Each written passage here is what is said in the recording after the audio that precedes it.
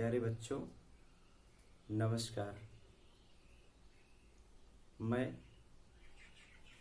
कमलेश कुमार इलाहाबाद उत्तर प्रदेश का रहने वाला हूँ। मेरी शैक्षिक योग्यता MSc मैथमेटिक्स B.Ed। मैं पहली बार YouTube पर वीडियो बना रहा हूँ और पूरी कोशिश किया हूँ, बहुत साधारण भाषा में मैं समझाया हूँ कि बच्चों को अधिक से अधिक समझ में आ जाए।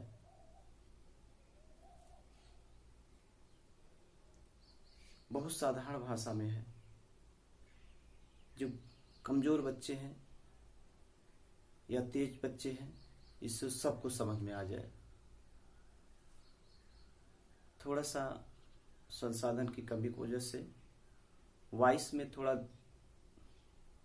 कम सुनाई पड़ता है, लेकिन अगर आप लीड लगा करके उसको सुनेंगे तो बहुत अच्छा सुनाई पड़ेगा। और मेरी पूरी कोशिश है कि मैंने उसको बहुत सरल भाषा में समझाया है। अगर कोई बच्चा इसको मन लगा करके समझता है, मैं उम्मीद करता हूं कि वह बच्चा बोर्ड की परीक्षा में 70 में 70 ला सकता है। यदि आपको यह वीडियो अच्छी लगती है तो आप लाइक करिएगा, कमेंट करिएगा, शेयर करिएगा और सब्सक्राइब करिएगा और बेल यानी कि घंटी का बटन जरूर दबाइएगा, जिससे कि मेरा वीडियो सबसे पहले आपके पास पहुंच सके।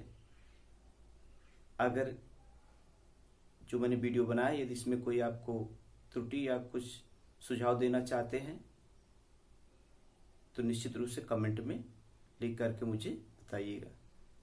जय हिंद।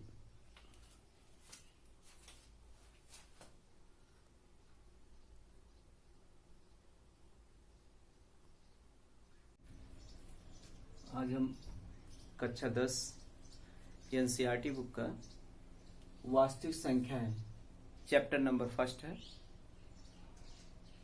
चैप्टर का नाम क्या है? वास्तविक संख्या है।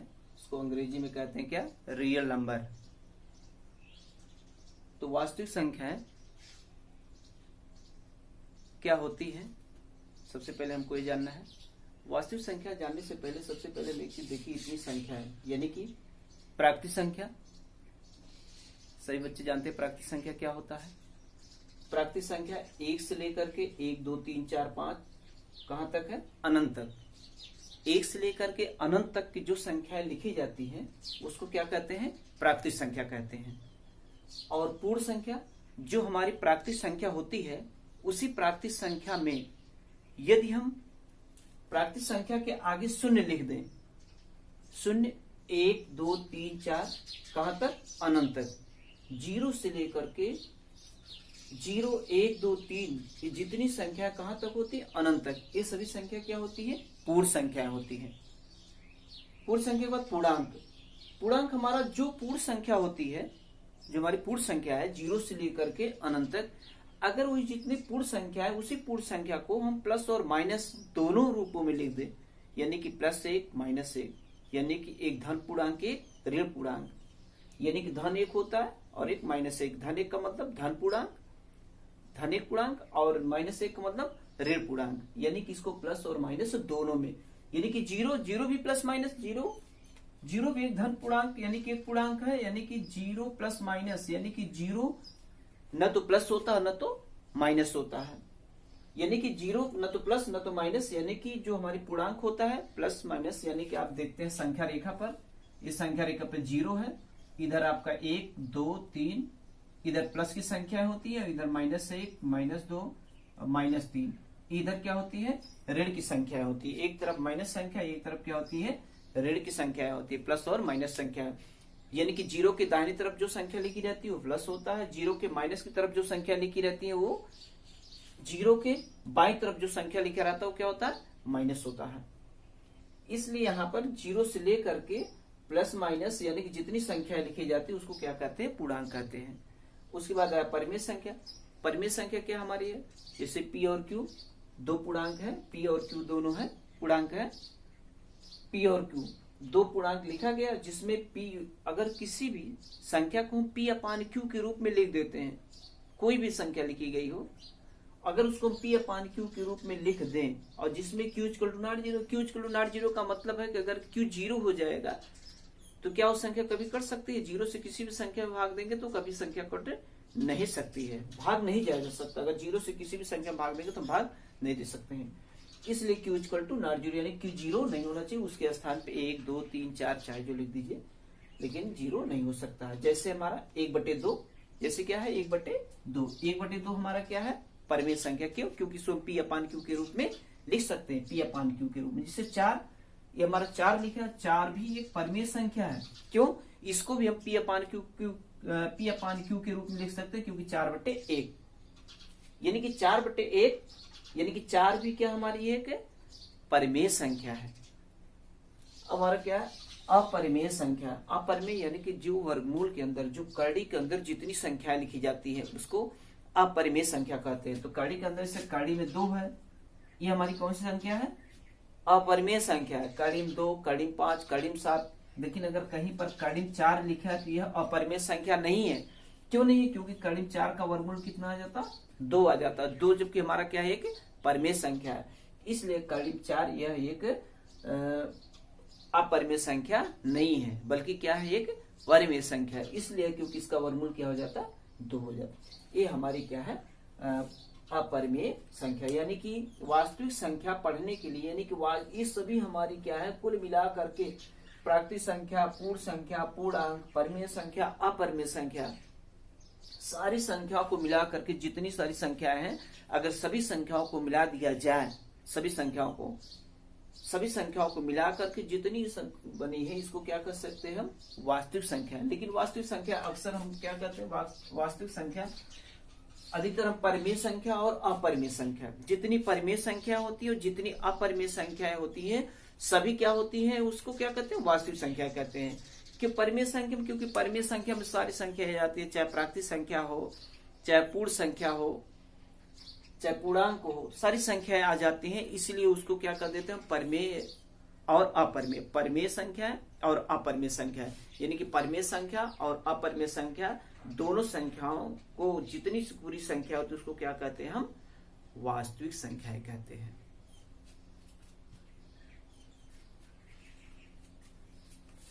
अब वास्तविक संख्या हो गया हमारे पास।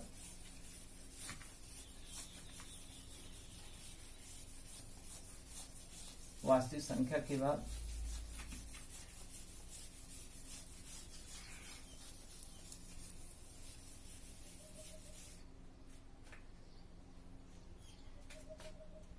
अब आए यूक्लिड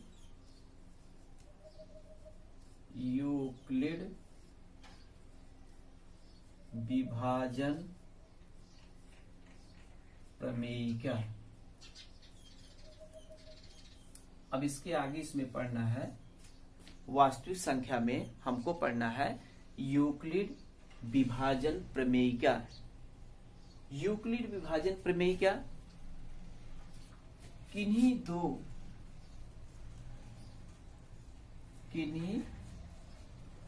दो पूर्णांकों, किन्हीं दो पूर्णांकों ए तथा किन्हीं दो पूर्णांकों ए तथा बी के लिए, किन्हीं दो पूर्णांकों ए तथा बी के लिए,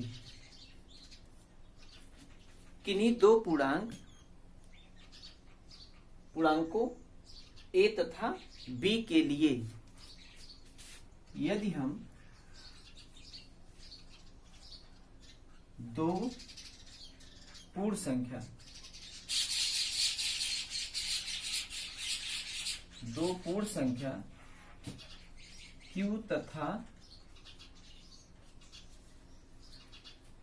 Q Q तथा R के रूप में लिखते हैं।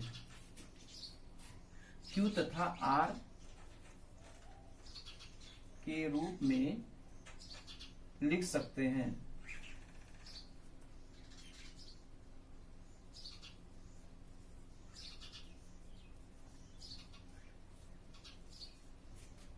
यानी कि किन्हीं दो पूर्णांकों को, कोई दो पूर्णांक है a तथा b के लिए यदि हम दो पूर्ण संख्या q तथा r के रूप में लिख सकते हैं।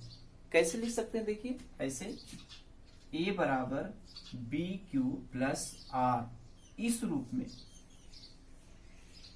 यानी कि किस रूप में लिख सकते हैं? इस रूप में, a बराबर बी क्यू प्लस आर। यानी कि किन्हीं दो पूर्णांकों a तथा b के लिए यदि हम दो पूर्ण संख्या q तथा r, दो पूर्ण संख्या हमारी क्या है? q तथा r। अभी हम बताते हैं q और r क्या है। दो पूर्ण संख्या जो हमारी लिखी गई q और r क्या है, अभी बताते हैं। q और r के रूप में लिख सकते हैं। कैसे लिख सकते हैं? a बराबर बी क्यू प्लस आर। यानी कि यूक्लिड विभाजन प्रमेयिका को हम किस तरह के लिख सकते हैं? a बराबर बी क्यू प्लस आर के रूप में लिख सकते हैं, जहां पर ये r जो है less than b is less than equal to 0। यानी कि 0 is less than equal to r is less than b। यानी कि जो r का मान होता है, r का मतलब होता है, देखिए a और b ये दोनों पूर्णांक है और b क्यू क्या है? आपका दो पूर्ण संख्या है। अब जैसे क्या दो पूर्ण संख्या, r हमारा होता है, देख लीजिए अब यहाँ पर a और b, पहले यहां लिख देते। a हमारा क्या होता है? a हमारा होता है भाज्य, और b है भाजक, और q है भागफल, और r है शेषफल। r हमारा क्या है? शेषफल है। तो अब यहां पर देख लीजिए, यहां पर कह रहा है कि जो शेषफल होता है वह हमेशा भाजक से छोटा होता है। शेषफल किसी भी संख्या में जैसे भाग देते हैं, जैसे यहां पर देखिए 3, मान लीजिए 5 लिखा है, 5 में आपको 3 से भाग देना है। कितना आ गया? भाग देंगे 3 एक के 3, कितना आ गया? 2। क्या भाग जाएगा? नहीं जाएगा। अब इसको जिसमें हम भाग देते, देखिए ये हमारा ये भाज्य होता है, ये हमारा भाज्य, जिसमें हम भाग देते हैं वो क्या होता है? भाज्य। और जिससे भाग देते हैं उसको क्या कहते हैं? भाजक। और ये हमारा भागफल है, ये हमारा भागफल है, ये हमारा शेषफल है। ये शेषफल भाजक है, भाज्य है, भागफल है और शेषफल है। इसी को हम लिखते हैं ए में, इसको a लिखते हैं, इसको b लिखते हैं, और इसको r लिखते हैं, इसको q लिखते हैं। क्वाइटेंट माने भागफल, r का मतलब रिमाइंडर, रिमाइंडर मतलब शेषफल होता है। अब यहां पर देख लीजिए, जो शेषफल होता है वह शेषफल भाजक से, जिससे हम भाग दे रहे हैं, उस भाजक से हमेशा शेषफल छोटा होता है। भाजक से हमेशा छोटा होता है। यानी कि जो भाजक हमारा कितना लिखा है? 3 लिखा है, 3 से शेषफल हमेशा छोटा होता है, क्योंकि अगर ये बड़ा हो जाएगा तो फिर भाग चला जाएगा, इसलिए हमेशा छोटा होता है। तो जो शेषफल होता है 0 भी आ सकता है, 0 से बड़ा भी आ सकता है, लेकिन b से हमेशा छोटा, यानी कि भाजक से हमेशा छोटा होता है। ये है आपका ए भाज्य हो गया, भाजक हो गया, भागफल। इसलिए यहां पर लिखा गया है 0 is less than equal to r is less than equal to r is less than b। भाग के माध्यम से भी हमने बता दिया, या पढ़े भी है पहले से। देखिए a बराबर, इसको परिभाषा चाहे लिख लीजिए, इसको नोट कर लीजिए, इसको किन्हीं दो पूर्णांकों के लिए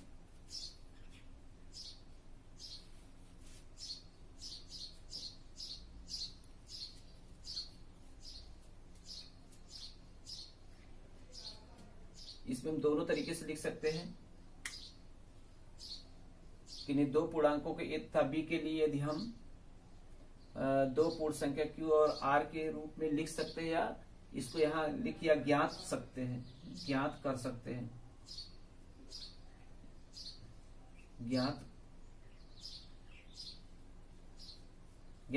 हैं। यानी कि यदि हम दो पूर्ण संख्या क्यू तथा आर के रूप में ज्ञात कर सकते हैं या इसको लिख सकते हैं। ठीक,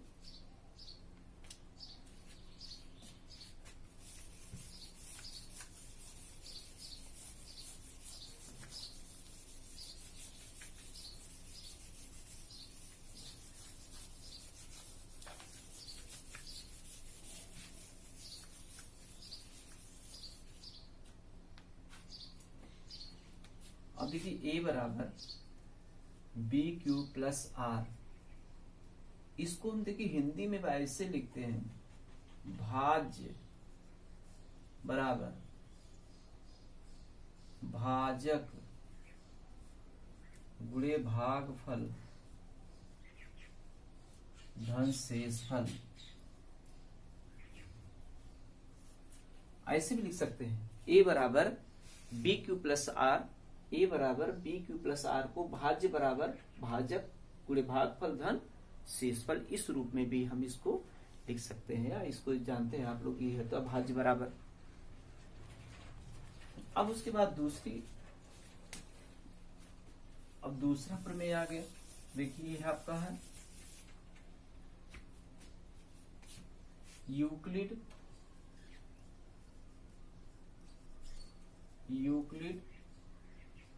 विभाजन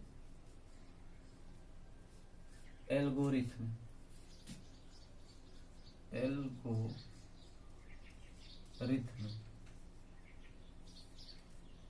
ये है यूक्लिड विभाजन एल्गोरिथम। यूक्लिड विभाजन एल्गोरिथम कुछ नहीं है, उसका बस केवल इतना ही है कि जो हम यूक्लिड विभाजन प्रमेयिका पढ़े हैं a बराबर बी क्यू प्लस आर, केवल उसी का प्रयोग करके इसमें करना है। यानी कि इसका जो है यूक्लिड विभाजन एल्गोरिथम, ये किसकी सहायता से आपको करना है, यूक्लिड विभाजन प्रमेयिका की सहायता से प्रयोग करना, हमको यूक्लिड विभाजन प्रमेयिका की सहायता से महत्तम समापवर्तक निकालने का है।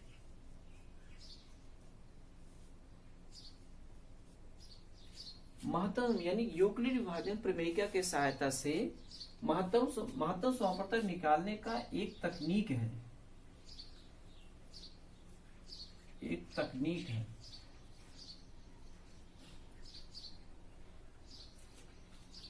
यानी कि यूक्लिड विभाजन एल्गोरिथम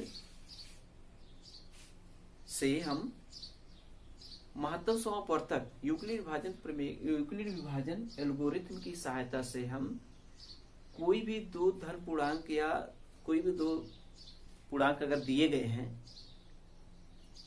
तो उस धन पूर्णांक से हम उसका महत्तम समापवर्तक निकालेंगे। किस विधि से, यूक्लिड विभाजन एल्गोरिथम। लेकिन उसका जो निकाला जाता है महत्तम समापवर्तक, उसका महत्तम समापवर्तक हम यूक्लिड विभाजन प्रमेयिका की सहायता से ही निकालते हैं। उसका निकालने के लिए, उसका महत्तम समापवर्तक निकालने के लिए एक थोड़ा सा अलग तरीका है। नहीं, महत्तम समापवर्तक निकालने के लिए सभी जानते हैं भाग विधि से निकालते हैं या गुणनखंड विधि से निकालते हैं, लेकिन इसका एक अलग तरीका निकालने के लिए कैसे लिखेंगे, उसका एक अलग तकनीक इसीलिए लिखे कि एक अलग तकनीक निकालने के लिए कैसे निकालते हैं। जैसे देखिए, निकालने यूक्लिड विभाजन प्रमेयिका की सहायता से महत्तम समापवर्तक निकालने का एक तकनीक है। अब वो तकनीक इसी के आधार पर निकाला जाता है, ए बराबर बी क्यू प्लस आर के ही रूप में हम इसको निकालते हैं। इसी तरीके से ए बराबर बी क्यू प्लस आर। अब उसके लिए जैसे अब कई स्टेप देखिए, इसका निकालने के जो हम निकालते हैं ए बराबर बी क्यू प्लस आर, इस रूप में हम महत्तम समापवर्तक निकालते हैं या स्टेप बाय स्टेप करते जाते हैं जब तक ये रिमाइंडर 0 नहीं हो जाता है, जब तक शेषफल 0 नहीं हो जाता है, तब तक हम महत्तम समापवर्तक में भाग देते चले जाते हैं। और जब जाकर के रिमाइंडर शून्य हो जाता है, यानी कि शेषफल शून्य हो जाता है, जिस संख्या से भाग देने पर शेषफल शून्य हो जाता है, वही क्या हो जाता है, उस संख्या का महत्तम समापवर्तक हो जाता है।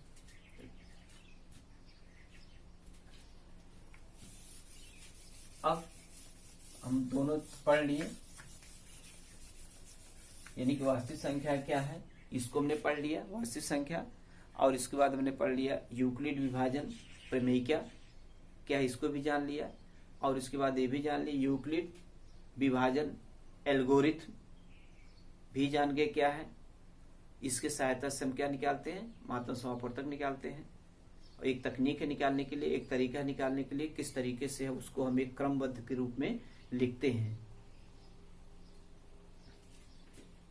अब प्रश्नावली आपके आ गई। प्रश्नावली 1.1 का पहला क्वेश्चन, प्रश्नावली 1 का पहला क्वेश्चन जो दिया गया है, निम्नलिखित संख्याओं का एचसीएफ ज्ञात करने के लिए यूक्लिड विभाजन एल्गोरिथम का प्रयोग करना है। एचसीएफ निकालना है, वो किस विधि से निकालना है, यूक्लिड विभाजन एल्गोरिथम का प्रयोग करके एचसीएफ निकालना है। जैसे दिया गया 135 और 225 का, 135 और 225 का महत्तम समापवर्तक निकालना है। इसका महत्तम समापवर्तक निकालना है, लेकिन इसका महत्तम समापवर्तक हमको निकालना है यूक्लिड विभाजन एल्गोरिथम का प्रयोग करके निकालना है। इस फार्मूले की सहायता से हमको निकालना है ए बराबर बी क्यू प्लस आर, यानी कि इस फार्मूले की सहायता से हमको जो है यूक्लिड विभाजन इस 135 और 225 का महत्तम समापवर्तक निकालना है। अब देखते हैं कैसे निकलता है इसका। अब देखिए, ये बोर्ड की परीक्षा में भी, बोर्ड के एग्जाम में भी 2 नंबर का पूछा जाता है। महत्तम समापवर्तक निकालना है, लेकिन वो महत्तम समापवर्तक यूक्लिड विभाजन प्रमेय की सहायता से निकालना है, न कि उसको भाग दे करके नहीं निकालना है, वहां दिखाना नहीं, भाग दे करके दिखाना है, उसको यूक्लिड विभाजन प्रमेय की सहायता से निकाल के दिखाना है। बगल में पहले आप कर लीजिए, यहाँ 225 में 135 का भाग दीजिए एक बार, 0 हो गया, 90 हो गया। 135 का हम 225 में 135 यानी कि जो बड़ी संख्या में छोटी संख्या से भाग दिया जाता है, जैसे आप भाग विधि से महत्तम समापवर्तक निकालते हैं। तो यहाँ पर देखिए स्टेप वाइज लिखा जाता है। स्टेप फर्स्ट, पहला स्टेप हम क्या करते हैं, अब ये चीज देखिए, ये आपका ए है, ये आपका बी है, ये आपका क्यू है, ये आपका आर है। अब इसी में रख दीजिए ये बराबर बी क्यू, ए के स्थान पे कितना है 225 बराबर क्या है बी क्यू प्लस आर है। बी के स्थान कितना 135 और क्यू के स्थान पे कितना 1, आर के स्थान कितना 90। देखिए यहाँ पर 135 में 90 जोड़ेंगे तो फिर 200 देखिए इतना आ जाएगा, ठीक है। अब उसके बाद यहाँ पर देखिए, यहाँ पर जो आपका दिया गया है जो शेषफल है, यानी कि 90 = नॉट 0, यानी कि 90 0 के बराबर नहीं है, यानी कि शेषफल अभी 0 नहीं हुआ है। रिमाइंडर जब तक 0 नहीं होगा तब तक हम इसको करते रहेंगे प्रोसेस को। फिर इसके बाद 90 में किस में भाग देंगे 135 में, एक बार आया 90, 45 आ गया। स्टेप नंबर 2, स्टेप सेकंड में यही देखिए आपका है ए है, ए बी है, ए क्यू है, ए आर है। ए आपका हो गया 135 बराबर 90 गुणते 1 + 45।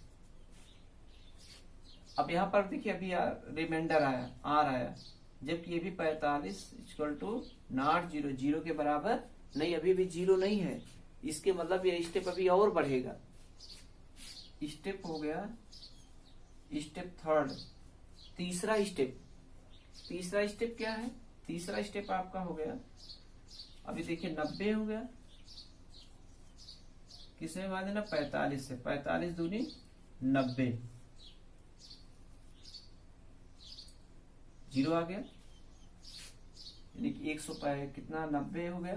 90 बराबर 45 गुणते 2 और प्लस 0। अब देखिए यहाँ पर आपका जो शेषफल आ गया, शेषफल क्या आ गया? यहाँ पर 0 आ गया। जिस संख्या से यहाँ पर शेषफल 0 आता है, शेषफल किस संख्या से भाग देने पर शेषफल 0 आया है? किस संख्या से भाग देने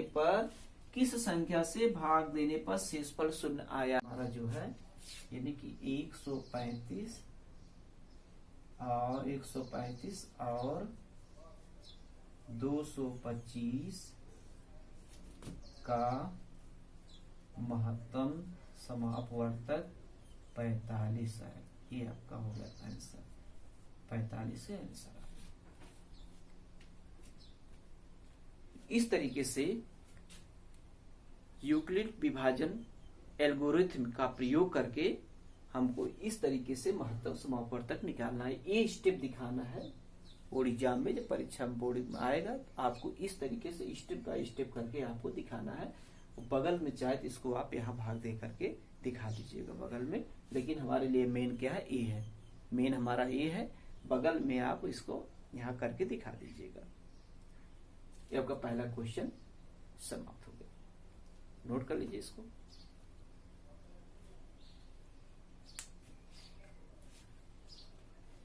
हो गया।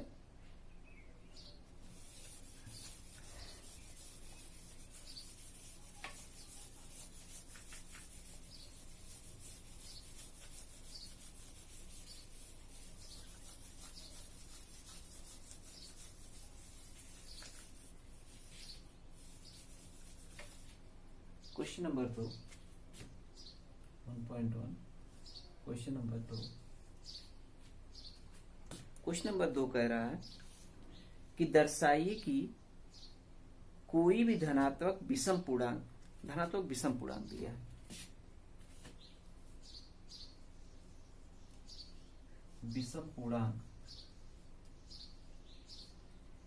विषम पूर्णांक यहाँ लिखा है क्या? विषम पूर्णांक लिखा है क्या? 6q + 1, 6q + 1, 6q + 3, 6q + 3 और 6q + 5, 6q + 5 के रूप में हमको दिखाना है। ये कह रहा है कि रूप का होता है, जबकि q कोई पूर्णांक है, q पूर्णांक लिखा है, q पूर्णांक है, ये कह रहा है q हमारा क्या है? पूर्णांक है। अब इसमें जो है ये कह रहा है कि कोई ऐसा मान दर्शाइए कि कोई भी धनात्मक विषम पूर्णांक इस रूप में हम लिख सकते हैं। ये दिखाना हमको, दिखाइए कि क्या इस रूप में हम लिख सकते हैं। एक चीज देखिए, अगर हम मान लेते हैं,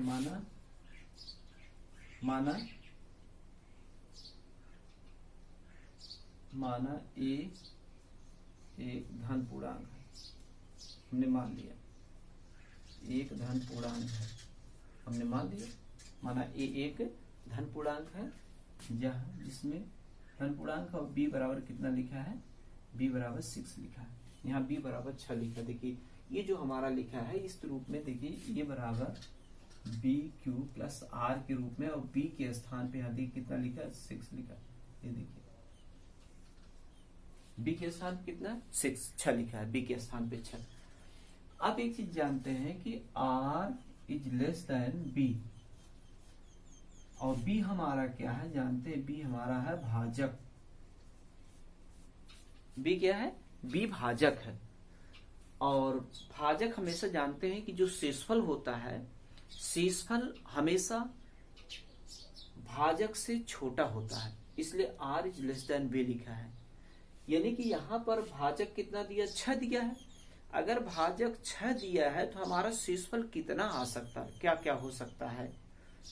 6 से ही छोटा हो सकता है, 6 से ज्यादा तो न तो 6 हो सकता है, न 6 से छोटा ही होगा हमेशा शेषफल, यानी कि हमेशा भाजक 6 भी नहीं हो सकता, 6 से छोटा हो सकता, क्योंकि 6 रहेगा तो 6 से तो भाग चला ही जाएगा, इसलिए 6 से छोटा होगा, शेषफल 6 से छोटा आएगा।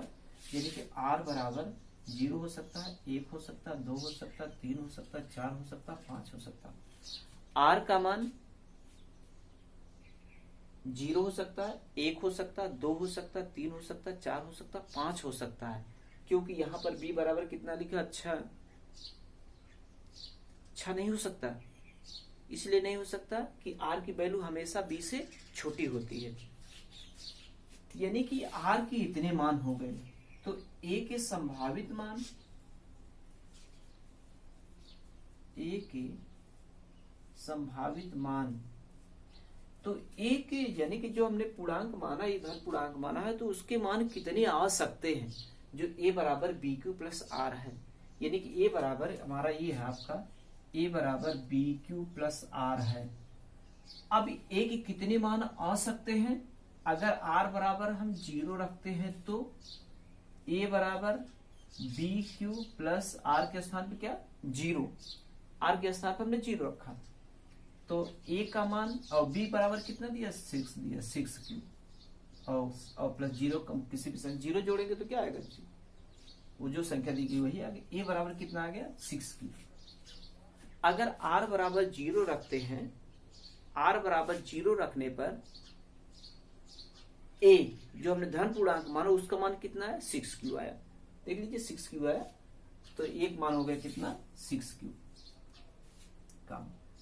और क्या हो सकता है, फिर r बराबर क्या रखेंगे 1 रखेंगे, r बराबर 1 रखेंगे, यहीं पर ये देखिए a बराबर 6 क्यू प्लस आर है, अब यहाँ पर 1 रखेंगे, तो 1 रखेंगे तो क्या हो गया 6 क्यू प्लस 1 हो गया, यहाँ 2 रख दीजिए, कितना हुआ 6 क्यू प्लस 2 हो गया, फिर कितना रखेंगे 3 रख दीजिए, 6 क्यू प्लस 3, फिर क्या होगा 6 क्यू प्लस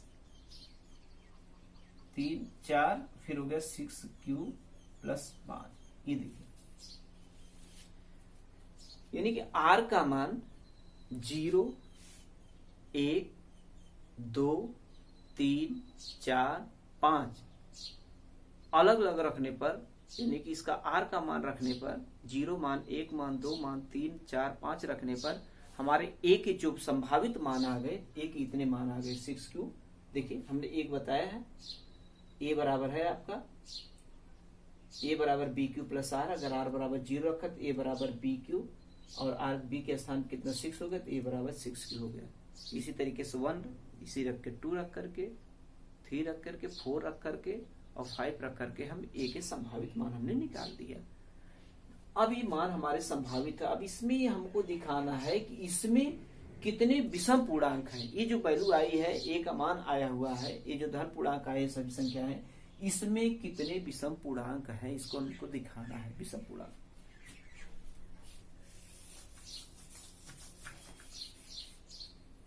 लिख लिए,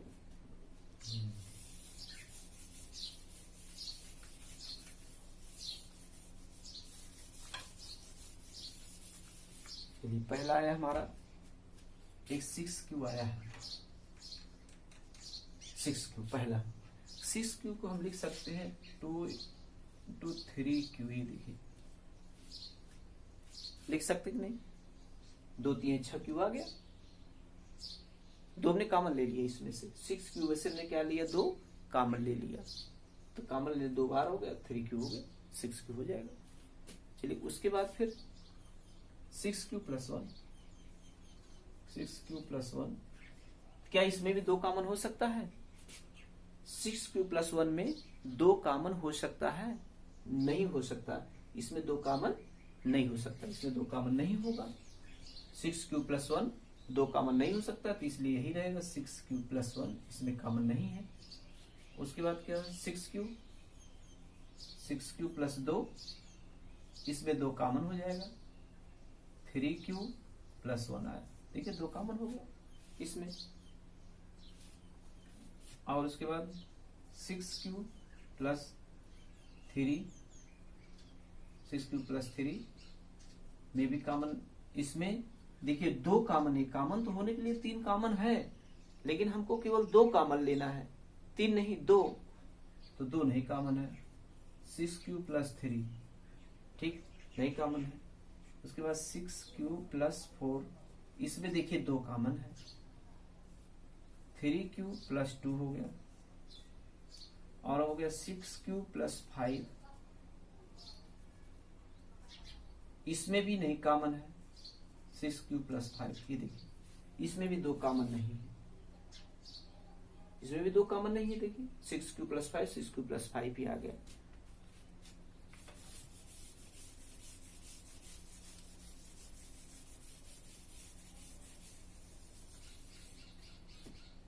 अब उसके बाद जो हमको दिखाना है, यहां पर देखिए विषम नहीं सम पूर्णांक पहले लिख दीजिए। सम पूर्णांक कौन कौन है?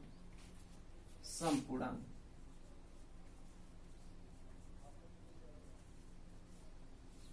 सम पूर्णांक। आप देख लीजिए सम पूर्णांक का मतलब अगर किसी भी संख्या में कोई भी संख्या लिखी गई है, यदि उसमें 2 का गुणा है, किसी भी संख्या में यदि उसमें 2 का गुणा है, तो गुणा करने पर जो संख्या होती है वो किसमें बदल जाती है? वो सम संख्या बदल जाती है। जैसे देखिए 2 है, 2 का गुणा 5 में करेंगे 10, 10 हमारी क्या आ गई? सम संख्या। 2 से किसी भी संख्या में गुणा कर दिया जाए तो गुणा करने पर जो संख्या प्राप्त होगी वो सम संख्या प्राप्त होगी।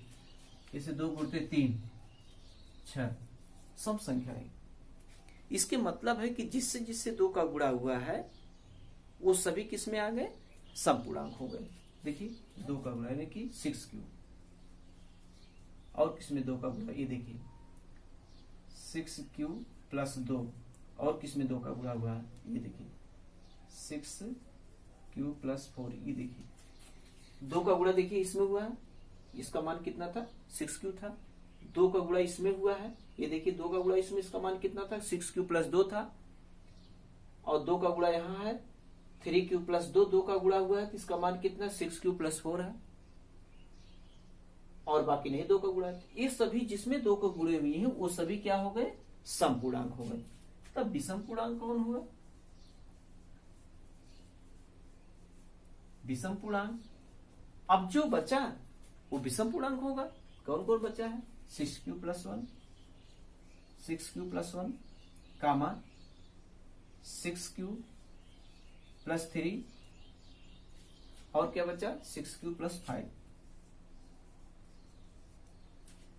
अब हमारे पास बच गया देखिए 6q प्लस 1, 6q प्लस 3, ये हमारा सम संख्याएं होंगे, ये हमारा क्या हो गया? विषम संख्या। यही हमको दिखाना था। अगर कोई एक धन पूर्णांक संख्या है उसको हम क्या विषम पूर्णांक के रूप में लिख सकते हैं। हाँ देखिए विषम पूर्णांक संख्या के रूप में हमने दर्शा दिया, दिखा दिया कि हाँ कि ये विषम पूर्णांक संख्या के रूप में लिख सकते हैं। 6q plus 1, 6q plus 3, 6q plus 5। यही आपके प्रश्न में कहा है कि दर्शाइए कि कोई धनात्मक विषम पूर्णांक संख्या क्या इस रूप में का होता है? होता है। देखिए 6q प्लस 1 के रूप में विषम संख्या होता है, यही आपको दर्शाना था। यानी कि अब आपका प्रश्नावली 1.1 का हमने परिमेय संख्या बता दिया, परिमेय संख्या क्या होता है। फिर उसके बाद हमने बता दिया यूक्लिड विभाजन प्रमेय क्या बता दिया, यूक्लिड विभाजन प्रमेय क्या है ये बता दिए। a बराबर bq प्लस r, और जिसमें r का मान जो होता है, रिमाइंडर जो शेषफल होता है वो हमेशा 0 हो सकता है, 0 से बड़ा हो सकता है, लेकिन 20 से हमेशा छोटा होता है, यह बता दिया गया। और तीसरे नंबर जो बताया गया यूक्लिड विभाजन एल्गोरिथम, यूक्लिड विभाजन एल्गोरिथम की सहायता से महत्तम समापवर्तक निकाला जाता है।